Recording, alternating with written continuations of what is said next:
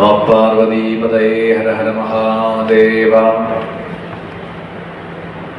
ദേവസൈന്യാധിപനായി ഈ കാർത്തികേയനെ അഭിഷേകം ചെയ്യുന്ന ആ ഒരു കഥാസന്ദർഭത്തെയാണ് അടുത്തതായി പറഞ്ഞത്. അപ്പോൾ ദേവന്മാരുടെ പ്രാർത്ഥനയെ കേട്ടിട്ട് അവിടുന്ന് ദേവസേനാനിയായി ഉള്ള പദവിയെ സ്വീകരിക്കണം. എന്നാൽ മാത്രമേ ഈ അസുര നിഗ്രഹത്തിനൊക്കെ വേണ്ടി പുറപ്പെടാൻ കഴിയൂ, സാധ്യമാവൂ. ശിവപുത്രനായിട്ടുള്ള ഭഗവാന്റെ അവതാരം തന്നെ ഈ താരക അസുരൻ തുടങ്ങിയിട്ടുള്ള, അതുപോലെ ശൂരപത്മൻ തുടങ്ങിയിട്ടുള്ളവരെ നിഗ്രഹിക്കാനാണ്. എല്ലാവരുടെയും പ്രാർത്ഥനയെ കേട്ടിട്ടാണ് അതിന് അനുഗ്രഹം നൽകി. തുടർന്ന് അതിനുള്ള ഒരുക്കങ്ങളെല്ലാം ചെയ്തു എന്നാണ്. അപ്പൊ അതിനു വേണ്ടിയിട്ടുള്ള മണ്ഡപം തയ്യാറാക്കി, അലങ്കാരങ്ങളൊക്കെ ചെയ്തു, ദ്രവ്യങ്ങളെല്ലാം സംഭരിച്ചു കൊണ്ടുവന്നു. ഇപ്പൊ പുണ്യനദികളിലെ തീർത്ഥം, സമുദ്ര ജലം ഇതെല്ലാം അവിടെ തയ്യാറാക്കി.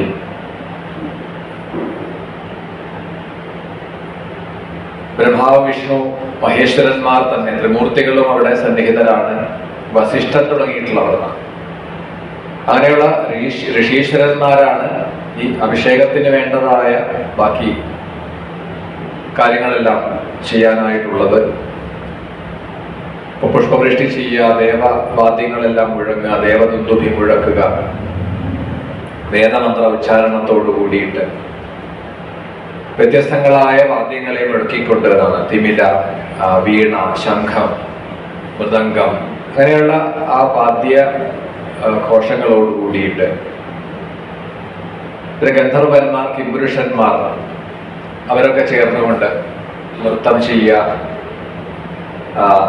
സ്തോത്രങ്ങളെ ആലപിക്കുക. അപ്പൊ അവിടെ സിംഹാസനത്തിൽ ഇരുത്തിയിട്ടാണ് ആ സുബ്രഹ്മണ്യനെ, സ്കന്ദനെ സേനാനിയായിട്ട്, സേനാപതിയായിട്ട്, ദേവന്മാരുടെ, ദേവസൈന്യങ്ങളുടെ പതിയായിട്ട് അഭിഷേകം ചെയ്യുന്നു എന്നാണ്. അപ്പൊ എല്ലാ ഉപചാരങ്ങളോടും കൂടി പൂജ ചെയ്തുകൊണ്ടാണ് അഭിഷേകം ചെയ്യുക. അപ്പൊ ഈ ദ്രവ്യങ്ങളെല്ലാം സംഭരിച്ച് പൂജ ആരംഭിച്ചു. അഭിഷേക സന്ദർഭത്തിൽ പുണ്യനദികളിലെ ജലം കൊണ്ടും സമുദ്രജലം കൊണ്ടും ഒക്കെ അഭിഷേകം ചെയ്തു. അതിനെ തുടർന്ന് പൂജയുടെ മറ്റു ഉപചാരങ്ങൾ, ആചമനം, വസ്ത്രം, ഗന്ധം, യജ്ഞോപവീതം ഇതൊക്കെ സമർപ്പിച്ചു. ധൂപദീപങ്ങളെ സമർപ്പിച്ചു. അങ്ങനെ സർവ രാജോപചാരം, എല്ലാ പൂജ, നമ്മൾ എവിടെ പൂജ ചെയ്യുമ്പോഴാണെങ്കിലും ഈ രാജ ഉപചാരങ്ങളോട് കൂടിയിട്ടാണ് പൂജ ചെയ്യുക. ആ ഉപചാരങ്ങളെല്ലാം സമർപ്പിച്ചുകൊണ്ട് ആണ് ആ അഭിഷേകത്തെ ഇവിടെ വളരെ ഭംഗിയായിട്ട് നിവർത്തിച്ചത് എന്ന് പറഞ്ഞു. അപ്രകാരം ദേവന്മാരുടെ പ്രാർത്ഥനയ്ക്കനുസരിച്ച് അവരുടെ ആഗ്രഹത്തെ സഫലമാക്കാൻ വേണ്ടി, അവരുടെ സങ്കടങ്ങളെ തീർക്കാൻ വേണ്ടി ദേവസേനാപതിയായി അഭിഷിക്തനായി തീർന്നു.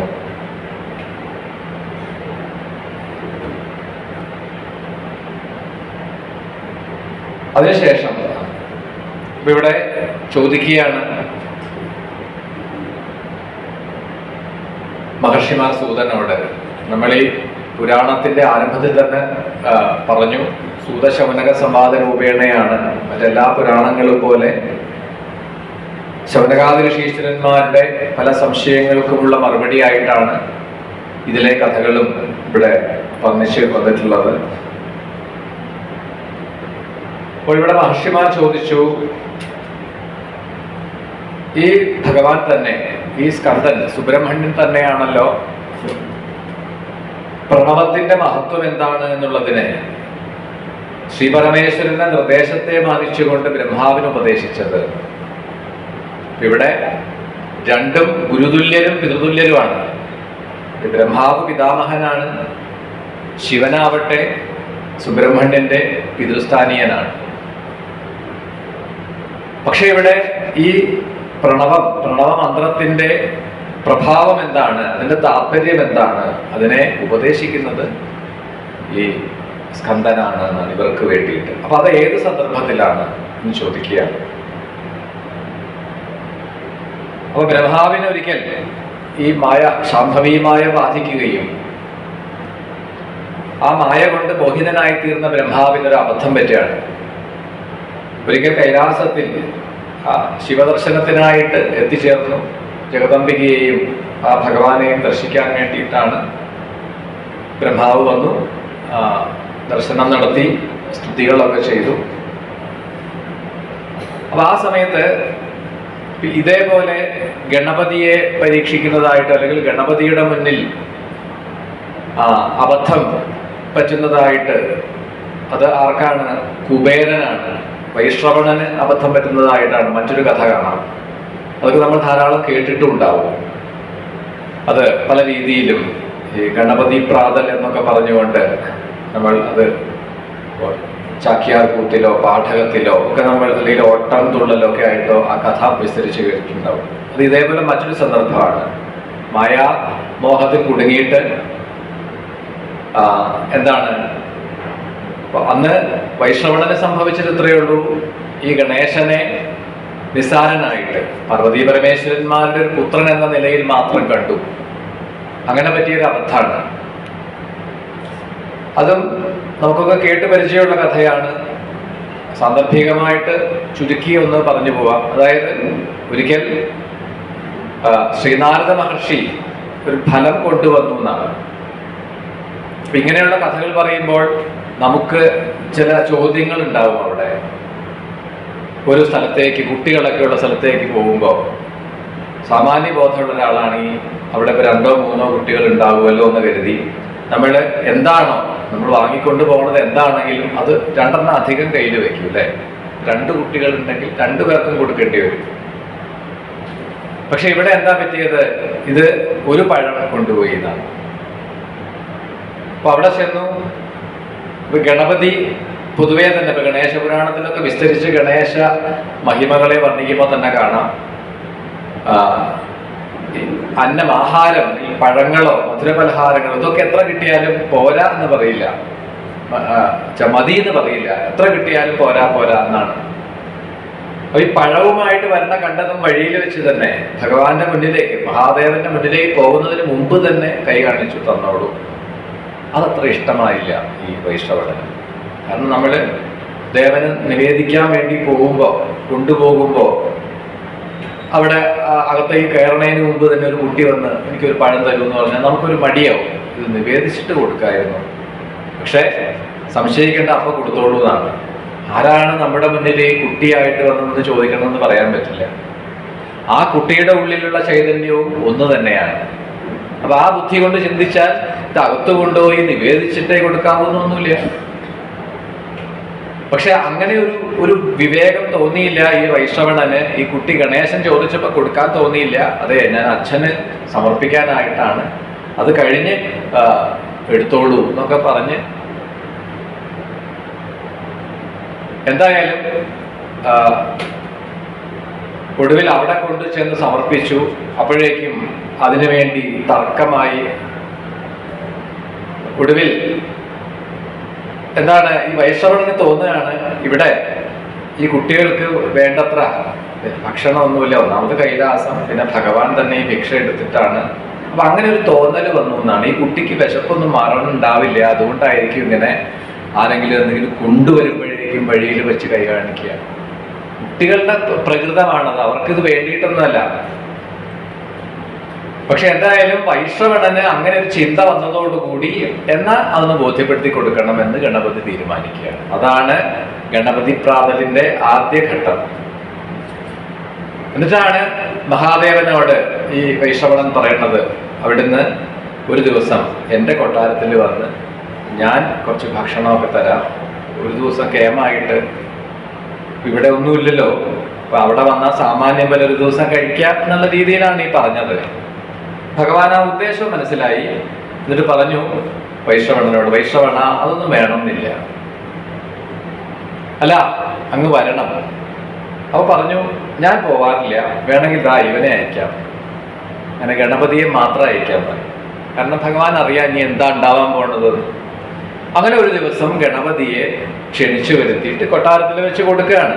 ഒരുപാട് വിഭവങ്ങളൊക്കെ തയ്യാറാക്കി ഗണേശൻ വന്നുകൊണ്ടിരുന്നു. വിഭവങ്ങളൊക്കെ കൊണ്ട് വിളമ്പാൻ തുടങ്ങി. കുറച്ച് കഴിഞ്ഞപ്പോഴാണ് വൈശ്രവണം പെട്ടത്. കാരണം ഇത് കൊണ്ടുവന്ന് വെക്കണേന് മുമ്പ് അതങ്ങോട്ട് തീരുകയാണ്. ഇതിങ്ങനെ കൂടക്കണക്കിന് പഴങ്ങളും മധുരപലഹാരങ്ങളും ഇതൊക്കെ തയ്യാറാക്കിയിട്ടുണ്ട്. പക്ഷെ ഇതൊക്കെ നിമിഷ നേരം കൊണ്ട് കൊണ്ടുവയ്ക്കണത് കാണാം കൂടെ അടക്കം എന്നാണ്. കൊണ്ടുപോകണവർക്ക് പേടിയാണ്, അന്നേം കൂടി വിഴുങ്ങുമോ എന്നുള്ള പേടിയിലാണ് അവര്. അവസാനം എന്തായി, അവിടെ വച്ചുണ്ടാക്കിയത് കഴിഞ്ഞു. ഇനി ബാക്കി വച്ചുണ്ടാക്കാൻ അവശേഷിക്കുന്ന കലവറയിലെ സാധനങ്ങൾ തീർന്നു, ഒന്നുമില്ലാതെയായി. കുടുങ്ങി വൈശ്രവണൻ. ഒടുവിൽ ഗത്യന്തരമില്ലാതെ വൈശ്രവണനെ പോലും പിടിച്ചു വിഴുങ്ങുമെന്ന അവസ്ഥ വന്നപ്പോഴാണ് ഓടി ഭഗവാന്റെ മുന്നിൽ ചെന്ന് അഭയം പ്രാപിച്ചു, രക്ഷിക്കണേ, അല്ലെങ്കിൽ ഇപ്പൊ എന്നെ കൂടി എടുത്ത് വിഴുങ്ങും ആ കുട്ടി. അപ്പോഴാണ് ഭഗവാൻ ഒരു പിടി മലരെടുത്ത് വായിലേക്ക് അങ്ങോട്ട് ഇട്ടുകൊടുത്തു, കഴിഞ്ഞു. പിന്നെ ഒന്നുമില്ല, ഒരു കുഴപ്പമില്ല. അതാണ് നമ്മൾ ഈ സങ്കല്പത്തിന് ഒരുപാട് വ്യത്യാസങ്ങളുണ്ട്. ഇപ്പൊ നമ്മൾ പൂജ ചെയ്യുമ്പോഴാണെങ്കിലും നിവേദ്യം സമർപ്പിക്കുമ്പോഴാണെങ്കിലും ഒരു അതിഥിയെ പൂജിക്കുമ്പോഴാണെങ്കിലും ഒക്കെ നമ്മളുടെ സങ്കല്പത്തിനാണ് വില. നമ്മൾ എന്തു കൊടുത്തു എന്നുള്ളതിലല്ല, എങ്ങനെ കൊടുക്കുന്നു എന്നുള്ളതിനാണ്. അതിപ്പോ ദേവസമർപ്പണം ചെയ്യുമ്പോഴാണെങ്കിലും അതെ, മറ്റൊരാൾക്ക് സമ്മാനിക്കുമ്പോഴാണെങ്കിലും അതെ, നല്ല വിചാരത്തോടുകൂടി നല്ല മനോഭാവത്തോടു കൂടി വേണം. അപ്പൊ ഇവിടെ ഈ ബ്രഹ്മാവിന് ഈ സുബ്രഹ്മണ്യനെ, കാർത്തികേയനെ, കുട്ടിയാണ്, അപ്പോഴും ബാലരൂപിയാണ്, കുമാരനാണ്, ഒരു ആദരവ് തോന്നിയില്ല എന്നാണ്. അത് ഈ മായ കൊണ്ടാണ്. കാരണം ഞാൻ എന്താണ്, പിതാമഹനാണ്, സൃഷ്ടികർത്താവാണ് എന്നൊക്കെ ഒരു ഭാവമുണ്ട്. പോരാത്തതിന് രജോ ഗുണത്തിന്റെ ആധിക്യം. അപ്പൊ ശിവപുത്രനായിട്ടുള്ള ആ സ്കന്ദനെ അവിടെ കൂട്ടുകാരോടൊപ്പം, തൻ്റെ കൂട്ടുകാരോടൊപ്പം, ഇപ്പൊ വീരബാഹു തുടങ്ങിയിട്ടുള്ള മറ്റ് എന്താണ് ഭഗവാൻ സേനാനിയായിട്ട് വരുന്ന സുബ്രഹ്മണ്യന് ഒപ്പം തന്നെ മറ്റ് ചില ദേവതാ സങ്കല്പങ്ങളെ പറഞ്ഞു കാണാൻ പറ്റും. അതിൽ പ്രധാനിയാണ് വീരബാഹു എന്നൊക്കെ കാണാം.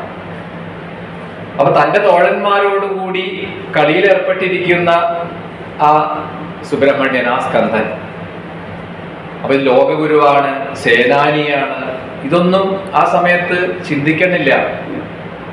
ശിവപുത്രനായിട്ടുള്ള സ്കന്ദനെ കണ്ടപ്പോൾ ഒരു ബാലബുദ്ധിയാണ്, ഇത് ചെറിയ കുട്ടിയാണല്ലോ എന്ന ഭാവത്തിൽ ബ്രഹ്മാവങ്ങൾ കടന്നുപോയി അവിടെ എത്തി ശ്രീപരമേശ്വരനെ കണ്ടു, നമസ്കരിച്ചു. അപ്പൊ അങ്ങനെ മുന്നിൽ കൂടി കടന്നു പോകുമ്പോഴാണ് ഒന്നും അറിയാത്ത പോലെ ബ്രഹ്മാവിനോട് ചോദിച്ചു എന്നാണ്. തന്നെ കണ്ടിട്ടും കണ്ടു എന്ന് നടിക്കാതെ പോണത്. അങ്ങനെ പോയപ്പോഴാണ് ബ്രഹ്മാവിനോട് ചോദിച്ചത്, താങ്കൾ ആരാണ് എന്ന് ചോദിച്ചു. അപ്പൊ ബ്രഹ്മാവ് പറഞ്ഞു, ഞാൻ ബ്രഹ്മദേവനാണ്, ഞാൻ പാർവതീ പരമേശ്വരന്മാരെ കാണാൻ വേണ്ടിയിട്ട് വന്നതാണ്. സേവായേ ശിവയോരത്യ സത്യലോക ജഗദ്ഗുരോ സാധേസകം സുരൈരഭി കൃതേശോപാധിരസ്മിതേ കൃപയാ പാത്രഭൂതോത്യ സമാഹൂതോ യദൃച്ഛയാ കൃതാർത്ഥോഹം ഗമിഷ്യാമി സത്യലോകം വിമുഞ്ചമാം. സത്യലോകത്തിൽ വസിക്കുന്ന ആളാണ്, സൃഷ്ടികർത്താവാണ്, ബ്രഹ്മാവാണ് എന്നൊക്കെ പറഞ്ഞു. അപ്പൊ ശിവദർശനം കഴിഞ്ഞ് വരുമ്പോഴാണ് ഈ ചോദ്യം ചെയ്യല്. അപ്പൊ അതുകൊണ്ട് എനിക്ക് പോവാൻ അനുമതി തന്നാലും എന്ന് പറഞ്ഞു നിൽക്കുന്ന ബ്രഹ്മാവിനോട് വീണ്ടും ചോദിച്ചു, അങ്ങ് എന്താണ് ചെയ്യേണ്ടത്, അങ്ങനെ എന്തൊക്കെ അറിയാം, അങ്ങ് സമാധാനമായിട്ട് എന്റെ ചോദ്യങ്ങൾക്ക് മറുപടി തരൂ. അങ്ങനെയാണ് ഈ സുബ്രഹ്മണ്യൻ ബ്രഹ്മാവിനോട്. ഈ സ്കന്ദപുരാണത്തിൽ തന്നെ മറ്റൊരു സന്ദർഭത്തിൽ പറയുന്നതായിട്ട് കാണാം. ഒരിക്കൽ ഈ ബ്രഹ്മാവിനെ കുടുക്കിയെന്നാണ്, മറ്റൊരു അവസരമാണ്. സുബ്രഹ്മണ്യൻ കുറച്ചുകൂടി കഴിഞ്ഞ് വിദ്യകളൊക്കെ നേടിക്കഴിഞ്ഞിട്ടാണ്, അപ്പോഴാണ് ഈ ജ്യോതിശാസ്ത്രം, ജ്യോതിഷത്തിന്റെ ഒക്കെ ശരിക്ക് അതൊക്കെ കൈകാര്യം ചെയ്യാൻ തുടങ്ങിയ ഒരു കാലഘട്ടമാണ്. അപ്പൊ ജ്യോതിഷ സംബന്ധമായിട്ടുള്ള അറിവുകളൊക്കെ നേടിക്കഴിയുമ്പോൾ, അപ്പൊ നമുക്കാണെങ്കിലും നമ്മളൊരു പുതിയ അറിവ് നേടിക്കഴിഞ്ഞാൽ അത് പരീക്ഷിക്കാനുള്ള ഒരു ത്വരയുണ്ടാവും. ഒരു ചിത്രരചന പഠിച്ച ആൾക്ക് ഒരു ചിത്രം നമ്മളുടെ കൂടെയുള്ള ഒരാളുടെ ചിത്രം ഒന്ന് വരയ്ക്കുക, അങ്ങനെയുണ്ടല്ലോ. നമ്മൾ ഏതൊരു അറിവ് നേടിയാലും അതിനെ ഒന്ന് നമ്മളുടെ കാര്യത്തിൽ അതൊന്ന് ഉപയോഗിച്ച് നോക്കുക, ഒന്ന് പ്രയോഗിച്ച് നോക്കുക എന്ന് പറയുന്ന പോലെ. അപ്പൊ അങ്ങനെ വിചിത്രമായ രീതിയിൽ പല കഥാസന്ദർഭങ്ങളും കാണാം സ്കന്ദപുരാണത്തിൽ. അപ്പൊ ഒരിക്കൽ ഈ സുബ്രഹ്മണ്യൻ ഈ ജ്യോതിഷത്തെ കുറിച്ചിട്ടുള്ള അറിവുകളൊക്കെ ആർജിച്ചിട്ട് ആണ്. അപ്പൊ ഓരോ ജീവനും ശരീരം സ്വീകരിക്കുമ്പോൾ, ഭൂമിയിൽ വന്ന് മനുഷ്യജന്മമൊക്കെ എടുക്കുമ്പോൾ ഓരോരുത്തരും എന്താണ് പൂർവകർമ്മങ്ങളുടെ ഫലം അനുഭവിക്കാൻ വേണ്ടി, പ്രാരബ്ധകർമ്മങ്ങളെ അനുഭവിക്കാൻ വേണ്ടിയിട്ടാണ് വരിക. ഇതൊക്കെ ഓരോ ശരീരം എടുക്കുമ്പോഴും ഈ ജന്മത്തിൽ എന്തൊക്കെ അനുഭവിക്കണമെന്ന് നിശ്ചയിക്കപ്പെടുകയാണ്.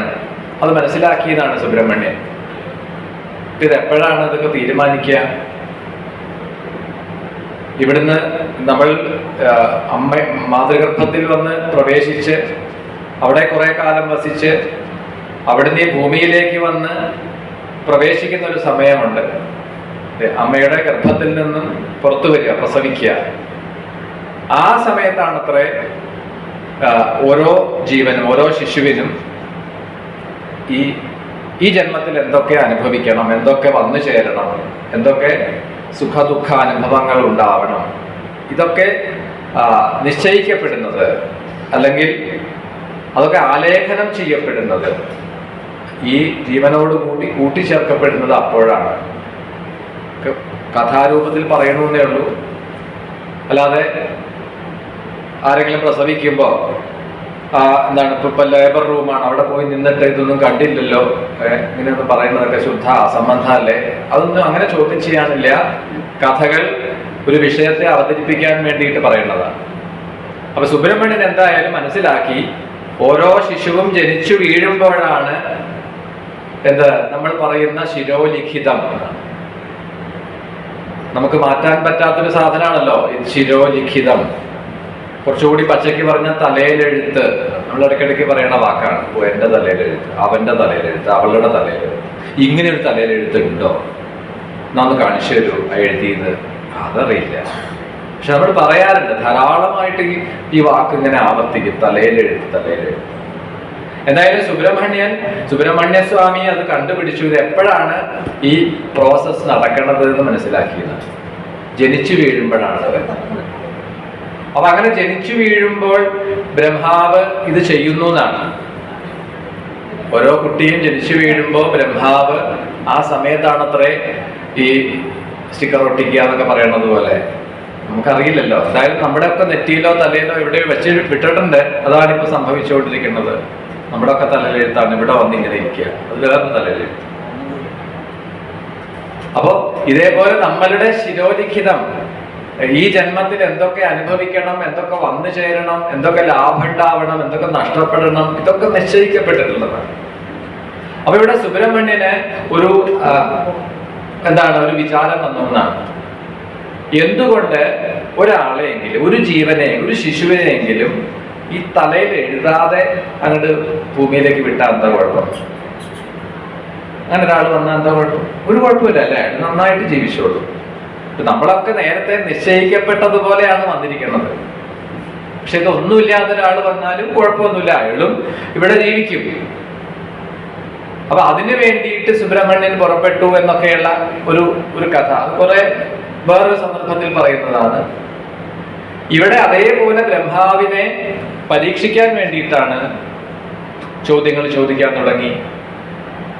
പാവം ബ്രഹ്മാവട്ടെ ഈ ശാംഭവിമായിൽ കുടുങ്ങിയിട്ട് ആകെ ശിവപുത്രനാണ്, അവിടുന്ന് ആ ജ്ഞാനത്തിന്റെ മൂർത്തിയാണ് എന്നോ ഇതൊന്നും അപ്പോ വരുന്നില്ല, ചിന്തിക്കാൻ പറ്റുന്നില്ല.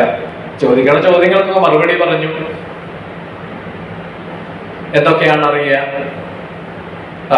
എന്നൊക്കെ ചോദിക്കുമ്പോ അപ്പോ വേദങ്ങളെ കുറിച്ചൊക്കെ ചോദ്യങ്ങൾ ഉണ്ടായി.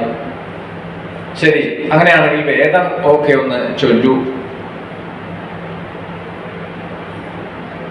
അപ്പൊ വേദം ചൊല്ലാൻ ആരംഭിക്കുമ്പോ ബ്രഹ്മാവ് ഈ സുബ്രഹ്മണ്യന്റെ ചോദ്യത്തിന് മറുപടിയായി തന്റെ അറിവ്, 4 മുഖത്തു നിന്നാണ് 4 വേദങ്ങൾ ഉത്ഭവിച്ചത് എന്നൊക്കെ പറയാറുണ്ട്. അപ്പൊ ഈ വേദത്തെ ചൊല്ലാൻ ആരംഭിക്കുമ്പോൾ ആദ്യം പ്രണവം ആ പ്രണവ മന്ത്രത്തെ, പ്രണവ ശബ്ദത്തെ ഉച്ചരിച്ചുകൊണ്ടാണ് ആരംഭിച്ചത്. അത്രയായുള്ളൂ. മുഴുവനൊന്നും ചൊല്ലാനുള്ള സമയമൊന്നും കിട്ടിയില്ല. പ്രണവം ചൊല്ലി കഴിഞ്ഞതോടുകൂടി സുബ്രഹ്മണ്യൻ പറഞ്ഞു നിർത്തു എന്ന്. എന്താണ്? വേഗം വേഗം ചൊല്ലിപ്പോരുത്, ഇതിന്റെ ഒക്കെ താല്പര്യം എന്ത്, അർത്ഥം എന്ത് എന്ന് പറഞ്ഞു തന്നിട്ട് പോയാൽ മതി. നമ്മൾ ചിലതൊക്കെ ഈ മനപ്പാഠം പഠിച്ചു വെച്ചതുണ്ടാവും അല്ലെ? ചിലതൊക്കെ അങ്ങനെയാണ്, കുട്ടിക്കാലത്ത് കാണാതെ പഠിച്ചു വെച്ച കുറെ വരികളോ എന്തെങ്കിലും ഉണ്ടാവും. ആരെങ്കിലും ചോദിച്ചപ്പോൾ അത് കണ്ടെടുത്തിട്ട് അലക്കി. അത് കഴിഞ്ഞപ്പോഴാണ് അതിന്റെ അർത്ഥം എന്താ, ആരെഴുതിയതാ, എവിടുന്ന ഒരു പിടിയില്ല.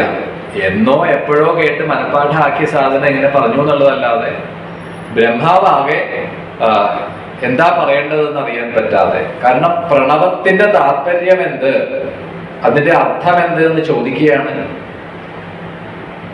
അത് പറഞ്ഞില്ല എങ്കിൽ അങ്ങയെ ഞാൻ കാരാഗ്രഹത്തിൽ ബന്ധിക്കും എന്നാണ് സുബ്രഹ്മണ്യന്റെ വാക്ക്.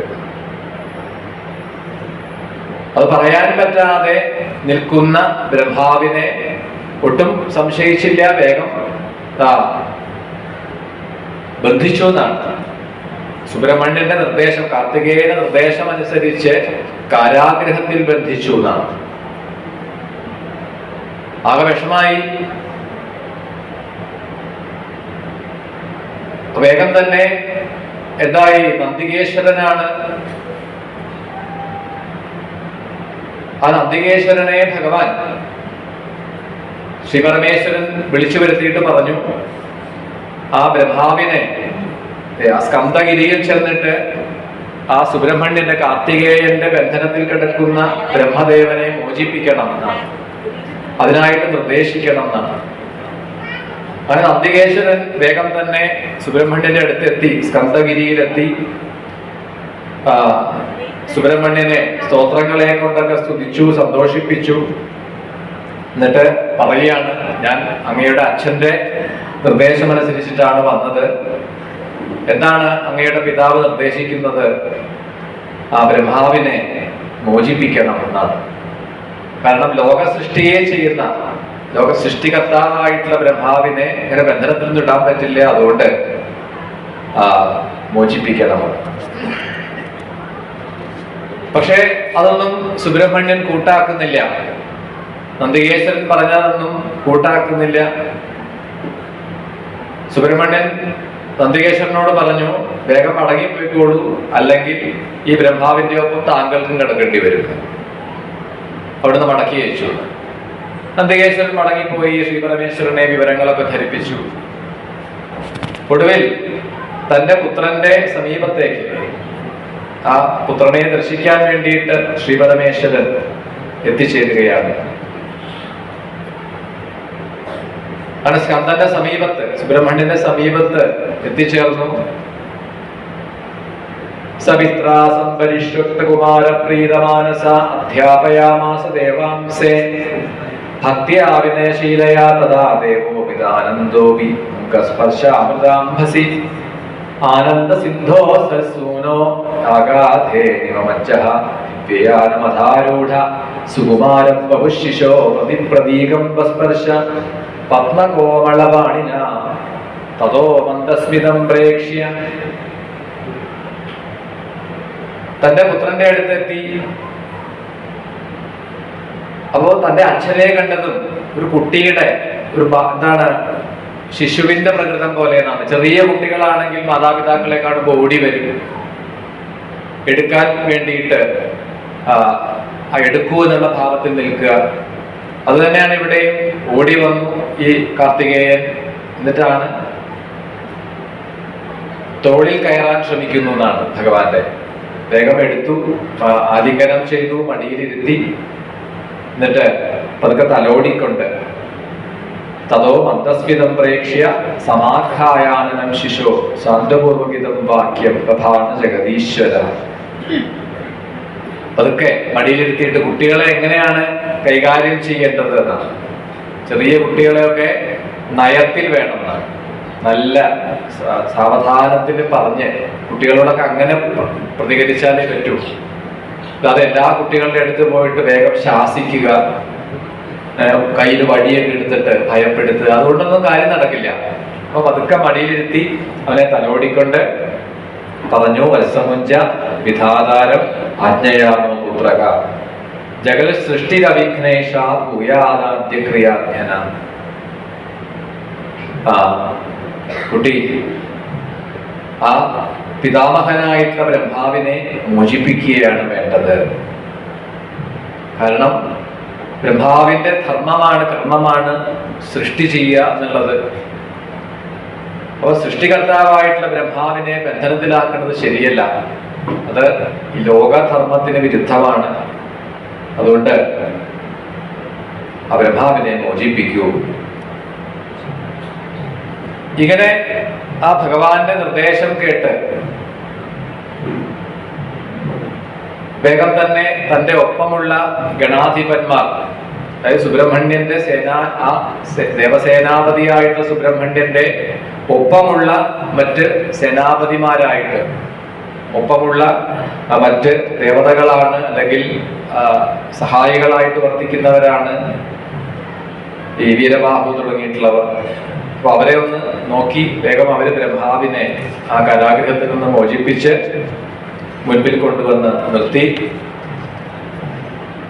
അപ്പൊ ചോദിച്ചു എന്നാണ് സുബ്രഹ്മണ്യനോട്, മഹാദേവൻ ചോദിച്ചു, നീ എന്തിനാണ് ഈ ബ്രഹ്മദേവനെ കാരാഗൃഹത്തിൽ ഇട്ടത്? ബന്ധിക്കാൻ കാരണം എന്താണ്? അപ്പൊ പറഞ്ഞു, കാര്യങ്ങളൊക്കെ പറഞ്ഞു. അദ്ദേഹം മടങ്ങി പോകുമ്പോ എന്നെ ശ്രദ്ധിക്കാതെ, ഞാനിവിടെ നിൽക്കുന്നു എന്ന പോലും ആ ഭാവം പോലും ഇല്ലാതെ, എന്നെ ഒട്ടും ശ്രദ്ധിക്കാതെ, ഒരു താല്പര്യമില്ലാത്ത മട്ടിൽ പോവാൻ തുടങ്ങിയപ്പോഴാണ് ഞാൻ ചോദിച്ചു, ഭവാൻ ആരാണ്, എന്താണ് ചെയ്യുന്നത്, എവിടെയാണ് വസിക്കുന്നത്, ഇനി എന്തൊക്കെയാണ് താങ്കൾ നേടിയ അറിവ് എന്നൊക്കെ ചോദിച്ചു. അപ്പോ അദ്ദേഹം അതിനോടൊക്കെ മറുപടി പറഞ്ഞു. വേദങ്ങൾ അറിയാം, അതുപോലെ തന്നെ വിദ്യകൾ, 18 വിദ്യകൾ അറിയാം. അപ്പോഴാണ് ആ വേദത്തിന്റെ എല്ലാം തന്നെ ഒരു സൂക്ഷ്മസ്വരൂപമായിട്ടുള്ള പ്രണവം, ആ പ്രണവം ചൊല്ലിയ സമയത്ത് ഞാൻ ചോദിച്ചു, അതിന്റെ താല്പര്യം എന്താണ്, ആ മന്ത്രത്തിന്റെ അർത്ഥം എന്താണ്, പ്രണവ മന്ത്രത്തിന്റെ താല്പര്യം എന്തെന്ന് ചോദിച്ചു. പക്ഷേ അദ്ദേഹത്തിന് അത് മറുപടി പറയാൻ കഴിഞ്ഞില്ല. അതുകൊണ്ടാണ് ഞാൻ അദ്ദേഹത്തിനെ ബന്ധനത്തിലാക്കിയത്.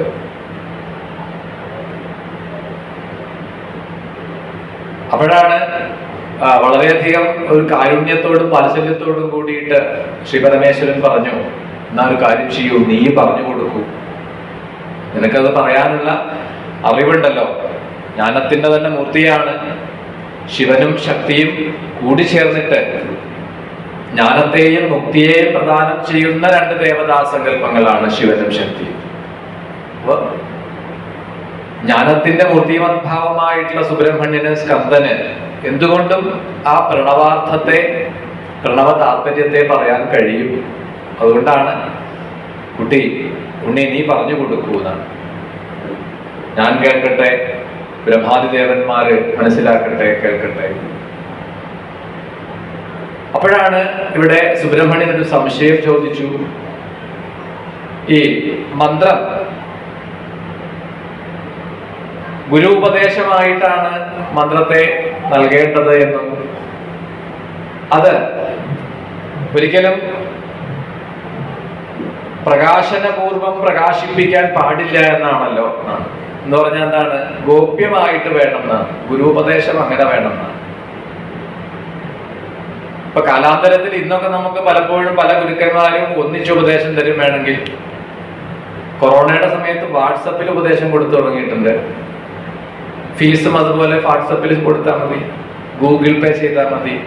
ഉപദേശം ഇങ്ങോട്ട് തരുമ്പോൾ അങ്ങോട്ട് കൊടുക്കണമല്ലോ, അതിന്റെ ദക്ഷിണ ഫീസ് അത് ഗൂഗിൾ പേ ചെയ്താൽ മതി. കാലം മാറിയപ്പോ അങ്ങനെയായി, പല സൗകര്യങ്ങളുമായി. പക്ഷെ മന്ത്രദീക്ഷയ്ക്ക്, മന്ത്രോപദേശത്തിന് ഗോപ്യമായിട്ട് വേണം എന്നാണ്.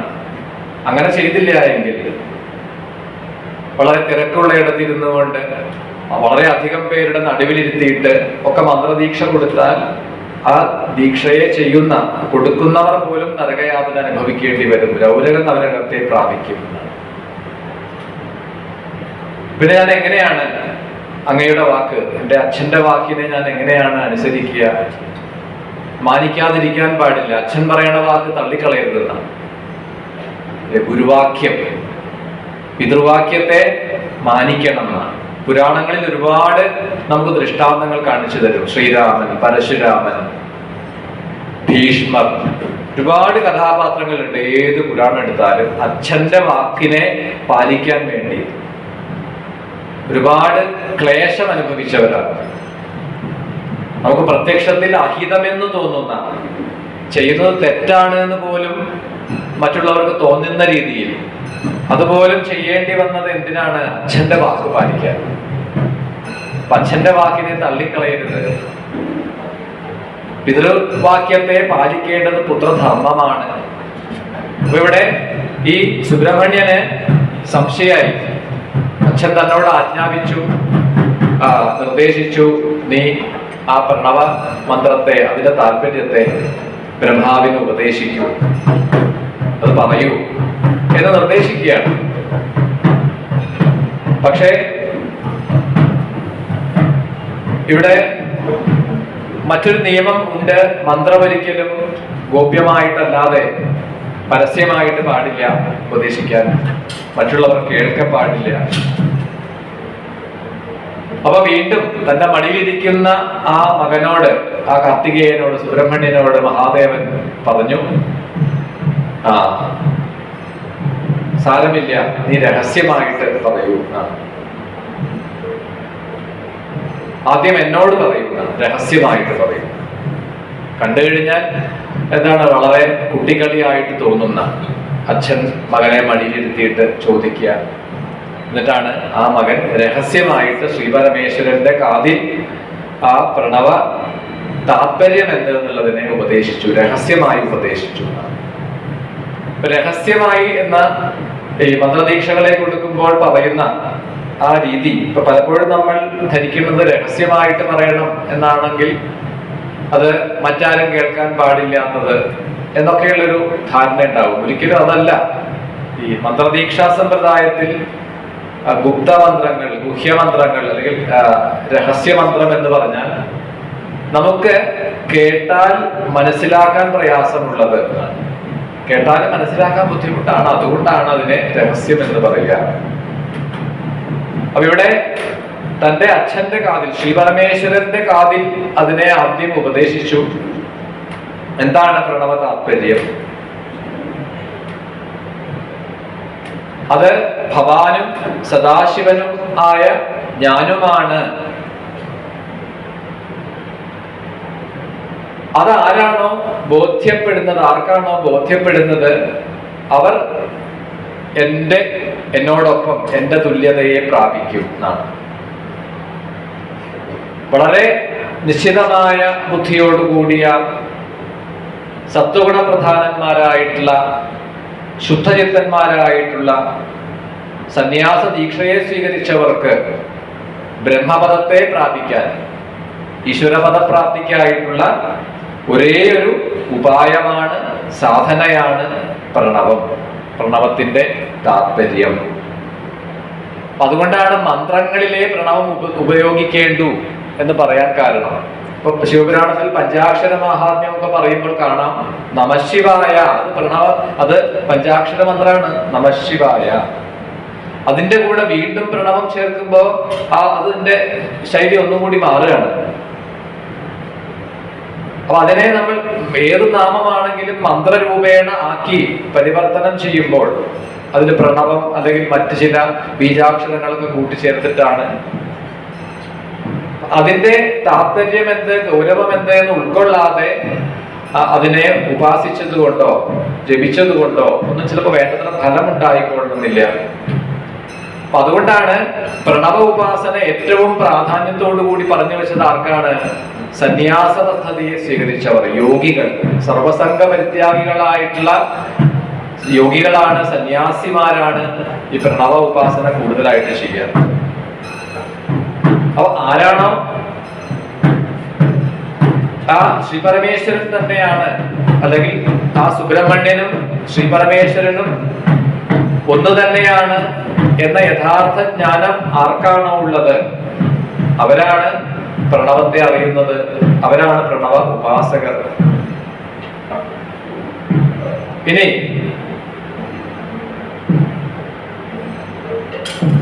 ധ്യാനം കൊണ്ട് പാപം നശിച്ച യോഗികൾക്ക് പോലും പലപ്പോഴും ഇതിനെ അറിയാൻ പറ്റുന്നില്ല. ഇവിടെ ബ്രഹ്മാവിന് പോലും വേണ്ടത്ര അതിനെ മനസ്സിലാക്കാൻ പറ്റിയിട്ടില്ല. എന്നാൽ നീയാവട്ടെ, എന്റെ പുത്രനായി വന്ന് പിറന്ന നീയാവട്ടെ, ഈ മന്ത്രത്തിന്റെ താല്പര്യത്തെ വേണ്ടതുപോലെ അറിയുന്ന ആളാണ്. അതുകൊണ്ട് നീ പ്രണവ സ്വരൂപനാണ്. ഗണപതിയെയും നമ്മൾ അങ്ങനെ പറയാറുണ്ട്, പ്രണവ സ്വരൂപനാണ് ഗണപതി എന്ന് പറയാറുണ്ട്. ഇവിടെ സുബ്രഹ്മണ്യൻ പ്രണവത്തിന്റെ താല്പര്യം തന്നെയാണ്, പ്രണവ സ്വരൂപമാണ്. ഇനി ഈ പ്രണവാർത്ഥത്തിന് അധികാരിയായിട്ട് ഉള്ള യോഗികളിൽ ഒരാളാണ്, ഒരു മഹാത്മാവാണ് അഗസ്ത്യൻ എന്ന് പറഞ്ഞു, അഗസ്ത്യ യോഗീശ്വരൻ. അതുകൊണ്ടാണ് സുബ്രഹ്മണ്യ ചരിത്രവുമായി ബന്ധിപ്പിച്ചുകൊണ്ട് നമ്മൾ എവിടെ നോക്കിയാലും ഈ അഗസ്ത്യൻ എന്ന ഋഷിയുടെ ഒരു സാന്നിധ്യം, ഒരു അദൃശ്യ സാന്നിധ്യം എപ്പോഴും കാണാം. ഏത് കഥകളിലും അഗസ്ത്യന്റെ ആ ഒരു സാന്നിധ്യമുണ്ട്. അപ്പോ ആ അഗസ്ത്യനെ അനുഗ്രഹിക്കുക, അദ്ദേഹത്തിനെ സംരക്ഷിക്കുക, ഈ പ്രണവാർത്ഥത്തെ അദ്ദേഹത്തിന് പൂർണ്ണമായിട്ട് പ്രദാനം ചെയ്യുക. ഇത് പരമ്പരയായിട്ട് ഇങ്ങനെ പ്രദാനം കൈമാറി പോവേണ്ടതാണ്. ഒരിക്കലും ആ കണ്ണി മുറിഞ്ഞു പോവുകയില്ല എന്നിങ്ങനെ പറഞ്ഞുകൊണ്ടാണ് പ്രണവത്തിന്റെ മഹത്വത്തെ ബ്രഹ്മാവിനും അതുപോലെ തന്നെ അഗസ്ത്യനും അത് പരമ്പരയായിട്ടാണ്, ഗുരു പരമ്പരയായിട്ടാണ് അറിവുകളെല്ലാം പകർന്നു കൊടുക്കുന്നത്. അതേപോലെ ഇവിടെ പരമ്പരയായിട്ട് ആ പ്രണവ മഹാത്മ്യത്തിനെ പിന്നീട് പകർന്നു വന്നിട്ടുള്ളതാണ് എന്നും സൂചിപ്പിച്ചുകൊണ്ടാണ് ആ ഒരു കഥ, സംഭവ കാണ്ഡം, സ്കന്ദപുരാണത്തിലെ സംഭവ കാണ്ഡത്തിലെ ആ ഒരു ഉപദേശ ഭാഗത്തെ ഇവിടെ സമർപ്പിക്കുന്നത്. പാർവതീപതേ